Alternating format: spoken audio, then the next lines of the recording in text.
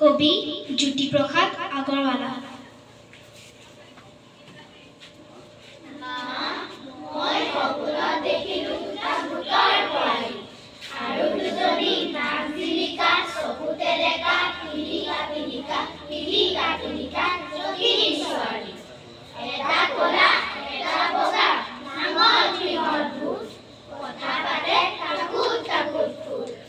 এটাই ক'লে ভূত ভূত ভূত, ইটোৱে নাক জোকাৰি ক'লে ভূত ভূত।